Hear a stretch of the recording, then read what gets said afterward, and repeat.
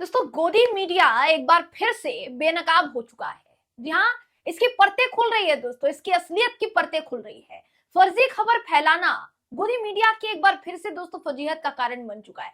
कांग्रेस शासित राज्य में नफरत घोलने और दंगे फैलाने का आरोप झेल रही गोदी मीडिया ने इस बार क्या कर दिया।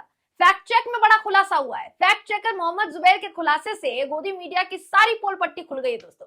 क्या कर्नाटक में मामूली विवाद को सांप्रदायिक रंग देने की कोशिश भाजपा ने की दोस्तों?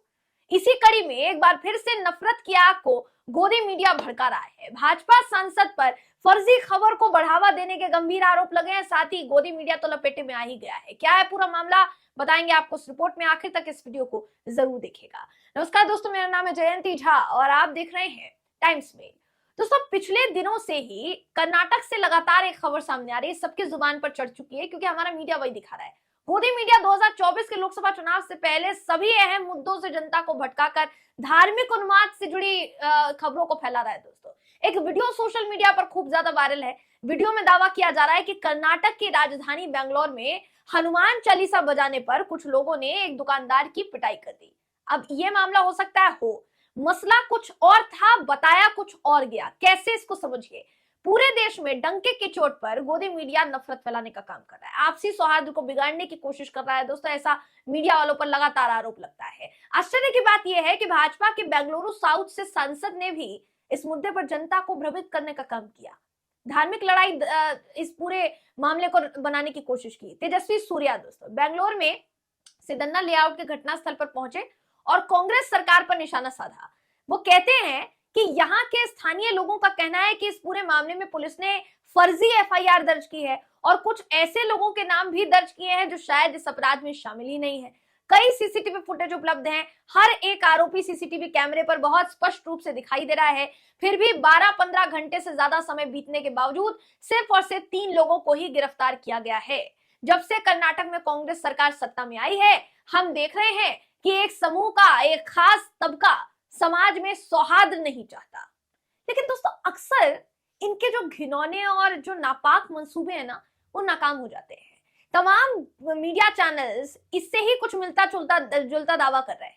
इनके अनुसार भी अजान के वक्त हनुमान चालीसा बजाने पर विवाद हुआ और फिर मारपीट हुई, लेकिन पुलिस के पास जो एफआईआर है उसमें हनुमान चालीसा का मुद्दे का जिक्र ही नहीं है। कोई लड़ाई का जिक्र नहीं है कि हनुमान चालीसा के नाम पर लड़ाई हुई।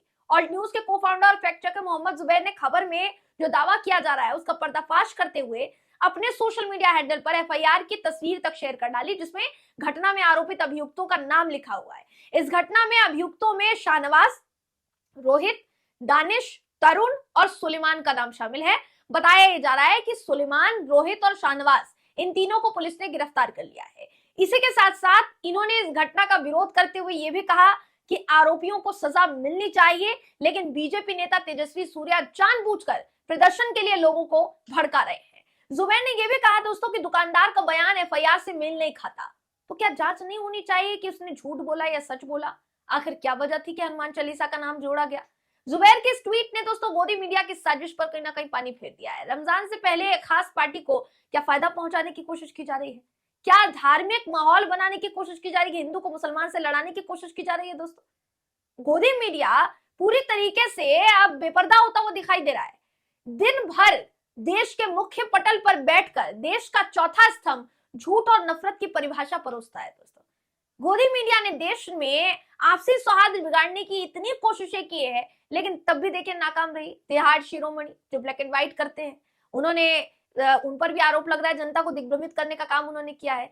नफरतियों को झटका तो तब लगा दोस्तों जब पुलिस ने 3 लोगों को गिरफ्तार किया, जिनमें 2 मुस्लिम समुदाय से है, 1 हिंदू समुदाय से आता है। जो अपराध करेंगे उनको तो गिरफ्तार किया जाएगा। 3 अन्य आरोपी फरार चल रहे हैं, ऐसा बताया जा रहा है। यानी इस पूरे मुद्दे को क्या जानबूझकर आपसी सौहार्द बिगाड़ने का एंगल दिया गया? जरा जो न्यूज फैलाई जा रही है, क्या वो फेक न्यूज है दोस्तों? हेडलाइन पढ़िए, भजन बजाने पर पिटाई। देखिए वीडियो, क्या दिखाना चाहते हैं? क्या आपसी सौहार्द को बिगाड़ना नहीं चाह रहे हैं लोग? कितनी शर्म की बात है कि ऐसा लग रहा है दोस्तों कि एक पार्टी के लिए काम कर रहा है मीडिया। इस कदर आप अपनी पत्रकारिता के स्तर को गिरा देंगे कि ऐसी घटना को अपने फायदे के मुताबिक यूज करेंगे, वो भी हनुमान चालीसा वर्सेस अजान चला रहे हैं। उग्र हो रहा है दोस्तों इस वक्त माहौल इन सब चीजों की वजह से। हमारे देश के मीडिया को थोड़ी भी शर्म नहीं आई देश के 120 करोड़ की जनता के आगे झूठ बोलने में। पुलिस के एफआईआर में हुए इस खुलासे के बाद हमारे देश का मीडिया पूरी तरीके से क्या बेनकाब नहीं हो गया है? दोस्तों, सत्तारूढ़ भाजपा आरएसएस गठबंधन के प्रति जो भारतीय मीडिया वफादार दिखाई देता है ना, खिलाड़ी ऐसे खुलेआम धार्मिक अल्पसंख्यक, विशेषकर अगर बात की जाए भारत के हाशिए पर रहने वाले वंचित मुसलमानों की, तो उनको निशाना बनाने के लिए फर्जी खबरें फैलाई जाती है, ऐसा आरोप झेलती है हमारे देश की मीडिया। इसीलिए ऐसे पत्रकारों को आजकल बिकाऊ और न जाने क्या क्या कहा जाता है। दोस्तों, ये कुछ ऐसे लेबल हैं इनके लिए जिनके साथ भारत के मुख्यधारा के इलेक्ट्रॉनिक मीडिया के एक बड़े हिस्से को पहचाना जाता है। इनकी पहचान बन गई है ये, जिसमें लगभग 1 दर्जन 24 घंटे के राष्ट्रीय यानी नेशनल, रीजनल चैनल सारे के सारे शामिल है। एक तरफा रिपोर्टिंग, समाज में सांप्रदायिक नफरत, ये सारी चीजों का आरोप ये झेलते हैं। दोस्तों, फिर भी नहीं सुधरते। पत्रकार, एंकर नियमित रूप से ऐसी खबरें चला रहे हैं, बाद में फैक्ट चेक होने पर पता चलता है तो फेक थी। तो सोचिए कि ये कहां जा रहा है देश। देश की एकता और अखंडता को लेकर साल 2014 के बाद भाजपा ने पूरे देश में क्या नफरत की आंधी नहीं चला दी है, एक मजबूत कलंक नहीं छोड़ दिया है कि देश के मूलभूत मुद्दों के बजाय अब धर्म पर लड़ाई हो रही है, अजान और हनुमान चालीसा पर लड़ाई हो रही है, मारपीट तक बात आ जा रही है। हिटलर की किताब में लिखा है कि किसी झूठ को अगर 100 बार बोलो तो वो झूठ भी सच में बदल जाता है।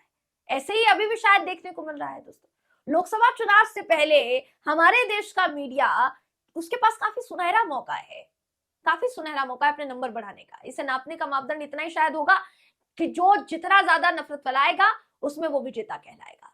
हमारे देश की मीडिया ने इसीलिए शायद एड़ी चोटी का जोर लगा दिया है, कुछ भी हो जाए सफल तो होकर ही रहना है।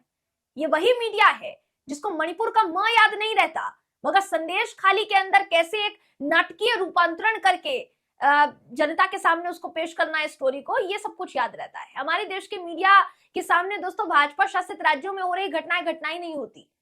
वो घटनाएं तभी घटनाएं होंगी जब वो किसी विपक्ष शासित राज्य में हो रही है। इस बात को पूरा देश किस तरीके से जान रहा है, ये आपके सामने भी है, हमारे सामने भी है। देखिए, ये जो पूरा मामला है, हम दोबारा इस बात को दोहराना चाहेंगे कि जो भी अपराध कर रहा है, अपराधियों के साथ हम खड़े नहीं हैं। दोस्तों, किसी ने अपराध किया है उसके ऊपर बिना धर्म देखे आप कार्यवाही कीजिए। धर्म तो मायने ही नहीं रखता फिर अगर अपराध किया है तो, अगर किसी की पिटाई की है तो।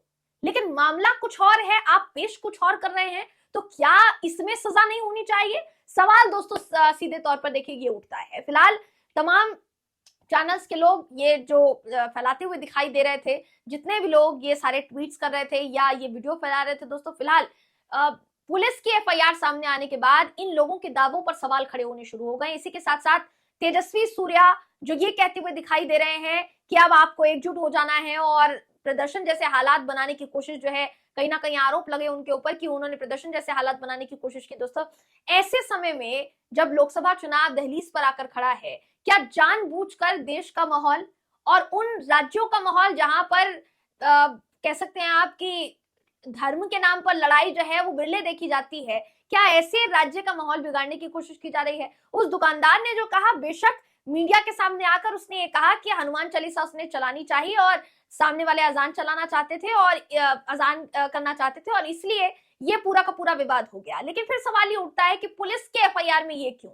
और पुलिस की एफआईआर अगर झूठी है तो आप जाकर पुलिस से क्लैरिफाई कीजिए। पुलिस झूठी एफआईआर पुलिस ने लिख ली सिर्फ और सिर्फ माहौल बिगाड़ने के लिए, सिर्फ और सिर्फ उसके बातों को नकारने के लिए। देखिए, हम किसी का पक्ष नहीं ले रहे हैं दोस्तों। यहाँ पर हमने तो खुलकर कहा जो अपराधी है उसको सजा दीजिए, लेकिन एक अपराधी की वजह से, 2 अपराधी की वजह से आप 10 लोगों को घेरने का काम करेंगे, एक राज्य का माहौल बिगाड़ने का काम करेंगे। क्या ये कानून के मुताबिक है? क्या ये न्याय संगत है? सवाल सीधा सा है। दोस्तों, आप इस पूरी खबर पर क्या सोचते हैं? आपकी क्या राय है? कमेंट करके हमें जरूर बताइएगा। अगर आपको ये वीडियो पसंद आया हो तो वीडियो को लाइक कीजिए, शेयर कीजिए, चैनल को सब्सक्राइब करना बिल्कुल भी ना भूलें। फिर मुलाकात होगी आपसे अगली वीडियो में, तब तक के लिए नमस्कार। अगर अभी तक आपने हमारे चैनल टाइम्स मेल को सब्सक्राइब नहीं किया है तो जल्दी से सब्सक्राइब कर दें और बेल आइकन भी प्रेस कर दें।